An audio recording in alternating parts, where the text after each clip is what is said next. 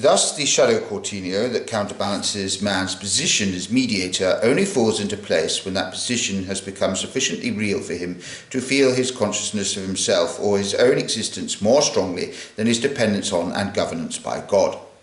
Therefore, if we complement the upward-tending pneumatic attitude that characterizes the early Christian and Gnostic mentality by adding its opposite counterpart, this is in line with the historical development.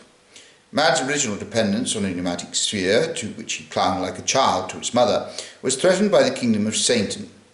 From him the pneumatic man was delivered by the Redeemer, who broke the gates of hell and deceived the archons. But he was bound to the kingdom of heaven in exactly the same degree.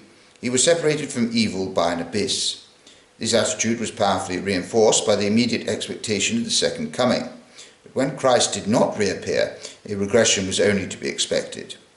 When such a great hope is dashed and such great expectations are not fulfilled, then the libido perforce flows back into man and heightens his consciousness of himself by accentuating his personal psychic processes.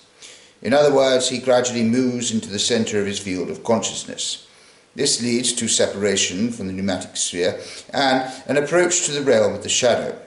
Accordingly, man's moral consciousness is sharpened, and as a parallel to this, his feelings of redemption becomes relativized.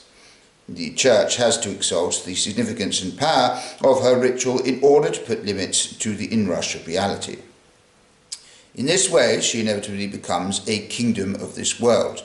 The transition from the anthropos to the shadow cortineo illustrates an historical development which led, in the 11th century, to a widespread recognition of the evil principle as the world creator.